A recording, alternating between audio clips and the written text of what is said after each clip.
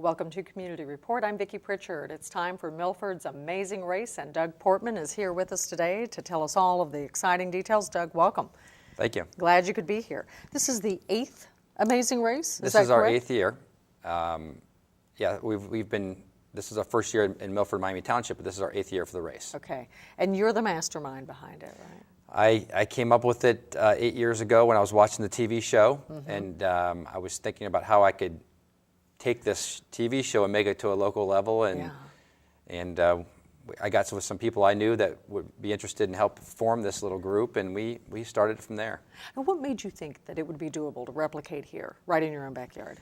Well, I can only tell you at the time I wanted to do something different than a 5K race or a 10K race, and this was before even like the new things like the mudathons and this was kind of pre all that. I wanted to do something different that people had not done before, and I knew I wanted to do it for charity. And I wasn't sure the first year how it would go, but I knew the race was very popular on TV at the time. The Amazing Race show had just gotten started, and we had the Lynn's family who had just won the Amazing Race on TV. So it was kind of a height of popularity for the show. That's true, especially locally because of that, right? I suppose. We'll talk about when it takes place exactly. What are the specifics? Okay, so this year's race is Saturday, June 15th. It starts at 9 o'clock in the morning, and the start line is going to be in downtown Old Milford. Okay. And it'll go through Miami Township. The course itself is secretive. We don't let people know that till the night before. And the purpose of that? Well, we want it to be a little bit like the TV show, where the TV show, they don't know where they're going. They just kind of get a clue card and say, you're flying to wherever. That's how we've been doing it over the years. So you've been a purist. You've basically stuck to the whole format of the program. That's correct. And then the finish line will be at the American Legion in downtown Milford this year. And that's where we'll have a post-race party. We have bands coming, and we have food for the participants and the volunteers. And we'll have a lot of people, spectators, that can buy food down there, and it's a great day. Yeah. What's the distance it covers? This year's race is about 9 miles on bike, about 3 on foot, and they're going to get muddy, they're going to get wet, they're going to be up to a lot of obstacles. They don't know what's coming because every year there's 20 challenges they have to finish before they finish the race, and we send off about 3 to 4 teams every minute from basically 9 o'clock till noon. And then they don't know what the challenges will be, but they're always funny, quirky, sometimes physical. And who comes up with the challenges? Is there a team, a mastermind of evildoers that come up with there's basically myself, complicated challenges? There's basically myself and Dr. Gary Huber. We sit down usually every year, and we might write out 30 ideas in one night, and then we start saying, well, that one may not work, that one works, this one, From that point, we take it to our committee and say, this is what we kind of think. I'm kind of taking you to the timeline here. And the committee says, yeah, we like those. And then we figure out our challenge captains, the people that can take our ideas and kind of bring them to fruition with their volunteer groups. And then from that point, we test every challenge we're going to have. Personally, so, each of you? Yes, we go through and test them ourselves. To make sure they're doable. Correct. We have to make sure that they're not only doable, they're safe, they're fun, but people get through them quick enough that there's no backups for people behind them. Good point. Have you ever been stumped by any of them that you had to toss it out because you and your team couldn't do it? Well, we haven't had to toss them out, but we've had to make adjustments on the fly. Like, this can't be done in this amount of time. Let's do this instead. Right. So, talk about who does this benefit? I mean, it's such a great effort. Attention to detail is just unprecedented.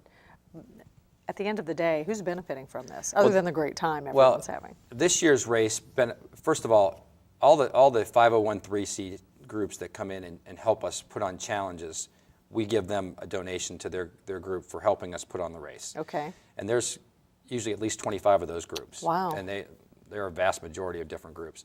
This year's race also helps. We'll give a larger chunk of money to this year's to the Boy Scouts because they're helping us quite a bit this year. There's a group called the Karen Carnes Foundation that helps people that have children that have lost parents, help them keep with schools, and they help with coats and that kind of stuff for people that are underprivileged. There's a group called ShareFest, which is in Milford, Miami Township, that helps underprivileged people. It's a group of churches.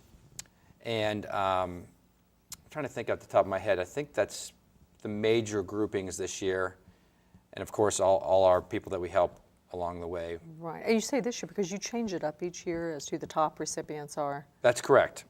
We've given out over $360,000 over the last 7 years. Wow. To very worthy charities, but they've been switched up from year to year. And we sit down as a race committee, and people may solicit us, but we sit down and talk about who might be benefiting each year. Right. And do you try to bring, I guess, new charities into that maybe have just started, not just new to you, but just beginning themselves? You know what we've done? We've over the past several years, we've done several things. We've always seemed to have a big charity, which may be a cause or foundation, and then we try to help local charities. We're really lately trying to help charities within the community now. That's nice. We're trying to bring it down and make a bigger impact locally. And not that not all the charities are worthy; they're all worthy. Absolutely. But right. we're trying to make a bigger impact on the smaller charities that are in your backyard. In our backyard. Yeah, that makes good sense. Well, you have a record number of participants this year? We do. We have 1,300 participants this year. So there's 650 teams of 2. Wow. And sold out in 3 hours. Is that correct? 3 hours and 40 minutes this year. A record? A record. Which is that was last year. For this year, it's sold out. So next year's race will go on sale the day after the race, which will be on June 16th at noon, and we expect it probably to sell out even faster than that. That's great. And the number of volunteers that you have, I mean, it's just under half of the participants. It takes about 500 volunteers this year to pull this race off, and they're really the lifeblood of the race because you couldn't have a race without them. Yeah, and that's a lot of coordinating. How are you reining in that number of people? Well, it comes from a couple of things. We've been lucky enough to have some very good volunteers over the years that have stuck with us, and also because we give donations to these groups that help us, it benefits both. They come help us, we get to help them back. So that's how we've gotten a lot of our volunteers for this year. Okay. What's the best place to watch the race? I know we're going to have our cameras there, so I'd say that's going to be the best place. But what would you tell viewers? Well, I can't give out too much information as far as... That's true. It was a trick question. Yeah, I can't give out too much information now, but certainly at the finish line in downtown Milford by the American Legion is a great place to see some fun things going on. Okay. But if you go on our website, which is www.lovelandsamazing.race.com, the night before the race, there will be a map on there. People could go on and see what the course is going to be and where they could kind of follow the race through. All right. Talk about some of the challenges you've had in the past. It can't all have been a breeze. I'm sure there were challenges, both brow furrowing, but probably pretty humorous too. Okay, so every year we usually have the fire department involved. So in the past we had for instance, a couple of years ago we had a fire hose joust in which we had teams opposing each other on tricycles with boards attached to their back, and we said, on your mark, get set, go, and one team member blasted the other team member in the back and pushed them along on the tricycle, and they had the first person that knocked off this ball that we had in the middle won. Another one we've done with the fire department is we built this, like at the festival, you shoot a clown in the mouth and the thing goes up. Yes. We had a giant clown made that was probably 15 feet in the air, and we shot the clown in the mouth, and it had to fill up another tube. When the ball came up, the first team that won got to move on. The other team that got a pie in their face.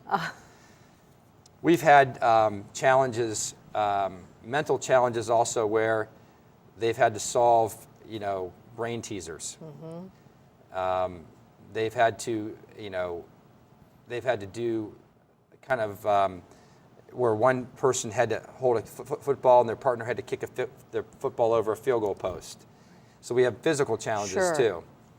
So it's been it's very much a variety of things. Yeah. Some are just quirky. Right. They'll come up against, but how much of a challenge is it to come up with the challenges? Because obviously it's right here, it's in your backyard. You obviously don't have the globe as the actual show does, but just finding things locally, is it difficult? Well, the first thing we try to do when Gary and I sit down to do the challenges is we kind of come up with the challenges.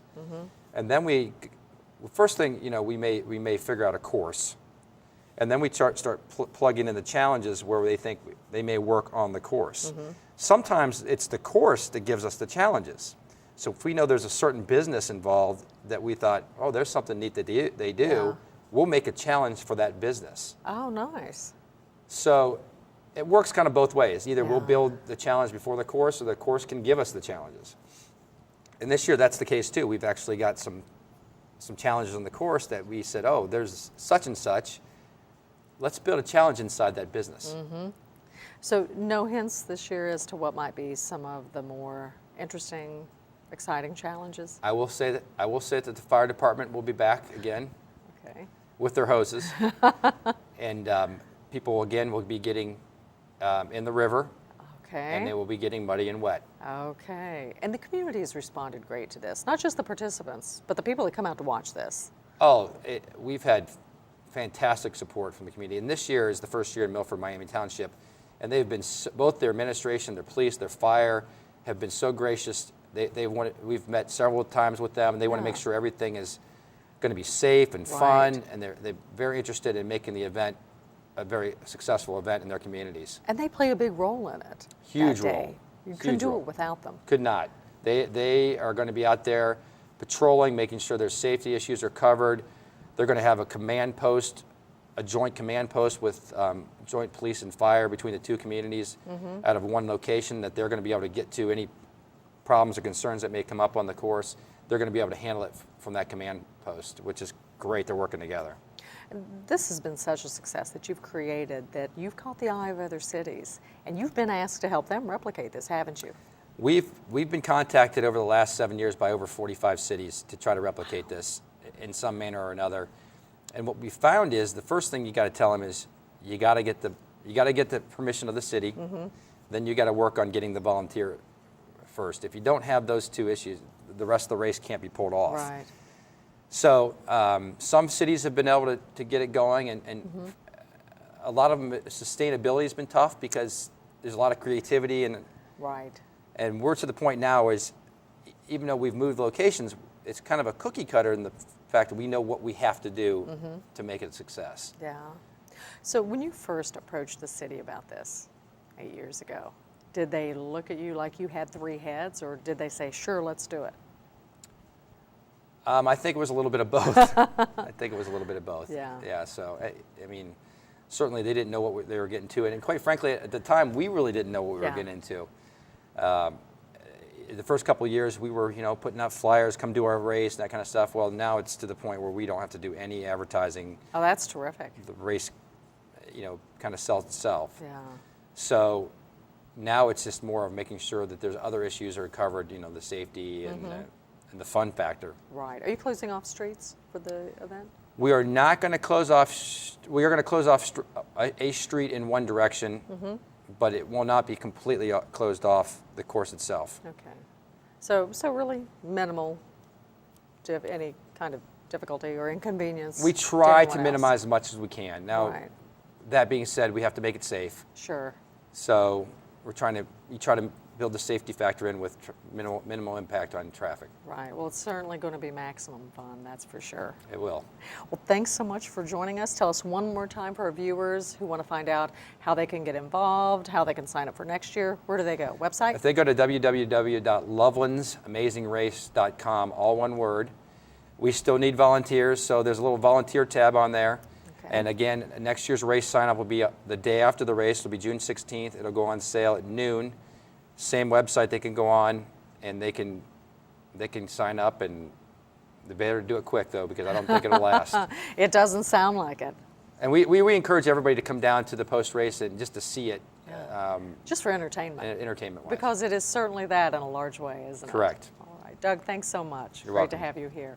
I'm Vicki Pritchard. You've been watching Community Report. Thanks so much for watching, and please join us again next week.